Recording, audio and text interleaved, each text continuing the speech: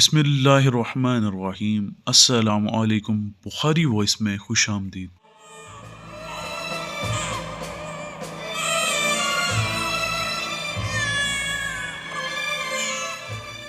شہزادہ علی اصغر حضرت امام حسین علیہ السلام کے سب سے چھوٹے شہزادے تھے۔ آپ کی والدہ ماجدہ کا نام شہزادی ام رباب جبکہ ہمشیرہ کا نام حضرت بی بی سکینہ تھا۔ 7 محرم کو جب کربلا میں اہل بیت کے خاندان پر پانی بند ہوا تو یزید کی فوج کی طرف سے یہ اعلان جنگ تھا۔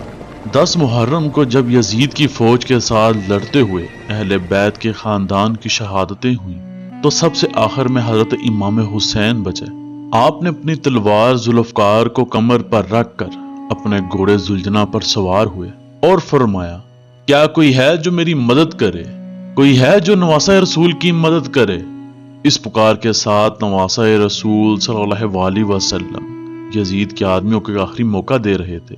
وہ لوگ جو اپنے آپ کو مسلمان کہتے تھے یعنی حضور صلی اللہ علیہ وسلم کے پیروکار، منافق یزید کے آدمی یہی تھے۔ حسین علیہ السلام کی آخری پکار کا کسی نے جواب نہ دیا، لیکن امام نے اپنے خیمے سے رونے کی آواز سنی۔ آپ پلٹے اور اپنے خیموں کی طرف لوٹ گئے۔ جب خیمے میں داخل ہوئے تو دیکھا کہ حضرت بی بی زینب سلام علیہا رو رہی ہیں۔ آپ نے ان کو روتا دیکھ کر فرمایا، زینب تمہارا بھائی ابھی تک زندہ ہے، تم کیوں رو رہی ہو؟ حضرت بی بی زینب نے فرمایا، میرے بھائی حسین، جب تم نے پکارا کہ کیا کوئی میری مدد کرنے والا ہے، علی اصغر نے اپنے آپ کو جھولے سے گرا لیا۔ حسین جانتے تھے کہ علی اصغر کیا کہنا چاہ رہے ہیں۔ آپ ام رباب کے پاس گئے۔ علی اصغر ان کی گود میں تھے، وہ رو رہے تھے اور ام رباب تسلی دینے کی کوشش کر رہی تھی۔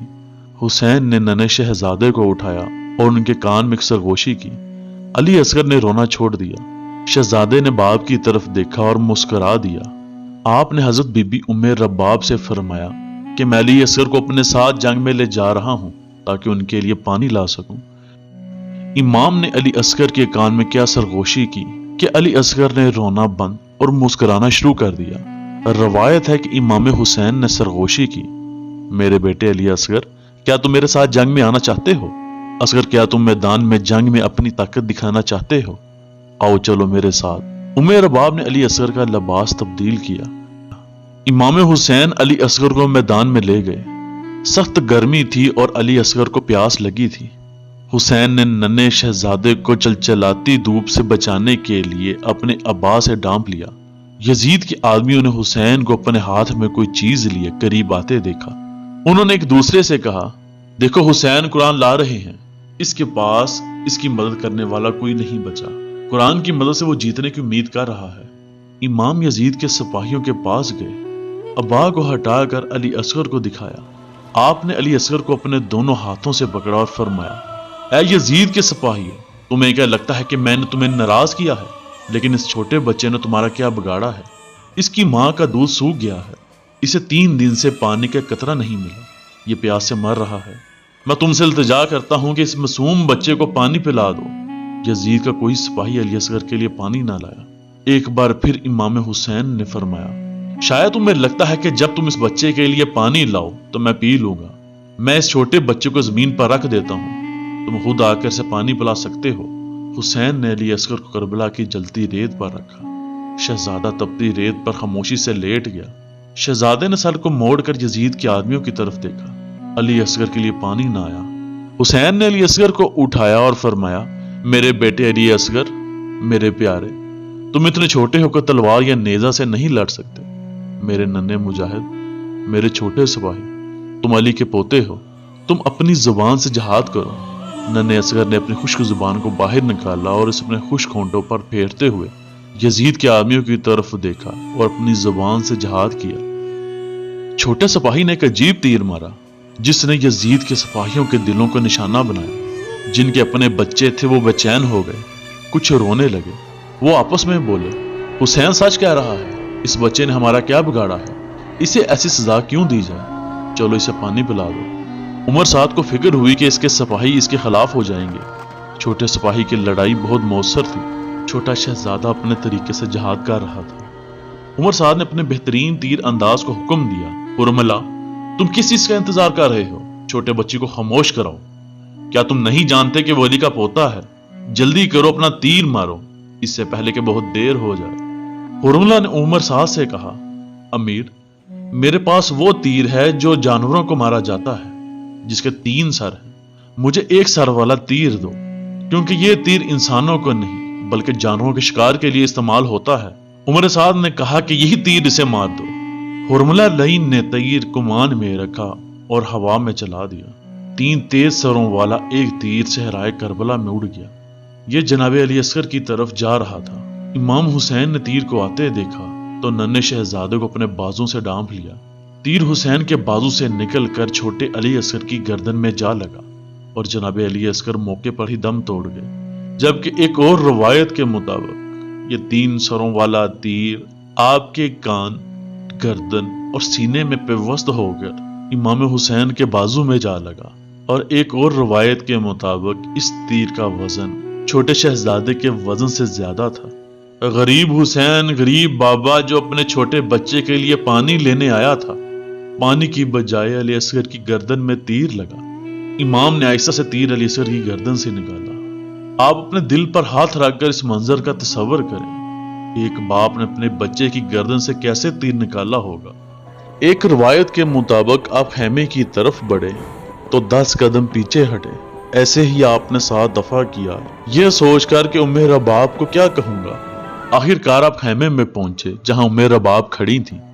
آپ نے فرمایا، رباب آؤ، اپنے علی اصغر کو لے جاؤ۔ رباب تمہارا چھوٹا سپاہی اللہ کی خاطر شہید ہو گیا۔ اس کے بعد آقا زادی نے چھوٹے شہزادے علی اصغر کو اپنے سینے سے لگایا اور اپنا دل پکارا۔ اس کے بعد امام نے فرمایا، رباب بہت ہو گیا، آئیں اپنے بچے اصغر کو دفن کریں۔ امام حسین اور ام رباب خیموں کے پیچھے چلے گئے۔ آپ نے اپنی تلوار ذوالفقار سے ایک چھوٹی سی قبر کھودی اور جناب علی اصغر کو اس قبر میں رکھا۔ چھوٹے علی اصغر کی قبر پر پانی چھڑکنے کے لیے حسین کو کہاں سے ملے؟ چھوٹے شہزادے کی قبر پر چھڑکنے کے لیے پانی نہ تھا۔ حسین قبر کے پاس بیٹھے روتے رہے۔ چھوٹے شہزادے کی قبر حسین پاک کے آنسوں سے جھلک رہی تھی۔ اس کے بعد امام حسین کی شہادت بھی ہو گئی۔ جب شہادتیں ہو گئیں تو شہیدان کربو بلا کے جسموں پر گھوڑے دوڑائے گئے۔ امام جعفر صادق سے روایت ہے کہ آپ فرماتے ہیں کہ سلام ہو میرے دادا پر جس کے لاشے پر گھوڑے دوڑائے گئے، جس کی سیدھی پسلیاں بائیں طرف اور بائیں پسلیاں دائیں طرف نکل گئی۔ اس کے بعد 60 شامی سپاہی گھوڑے پر سوار ہوئے شہزادے کی قبر پر آئے اور نیزے کی برچھیوں سے لاشوں مبارک تلاش کرنے لگے۔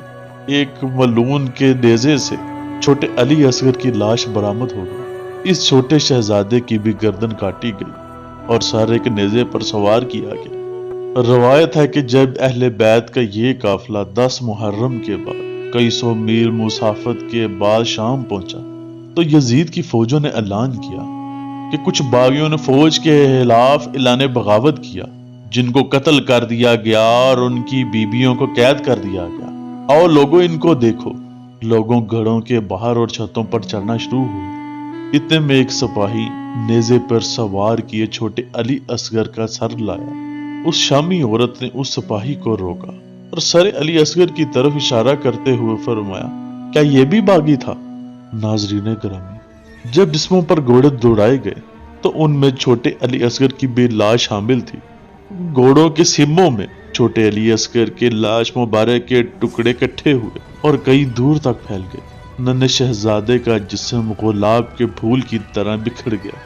ایک روایت کے مطابق جناب علی زین العابدین نے اس گوشت کو اکٹھا کیا اور امام حسین کے سینے پر رکھ کر دفن کر دیا۔ اسی لیے کربلا میں آج بھی آپ کی قبر کہیں نظر نہیں آتی۔ انا للہ و انا الیہ راجعون۔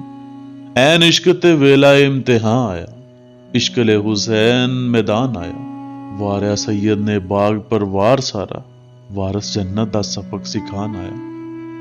اللہ تعالیٰ مجھے اور آپ کو ان پاک ہستیوں کے صدقے آسانیاں دے اور آسانیاں تقسیم کرنے کی توفیق عطا فرمائے، آمین۔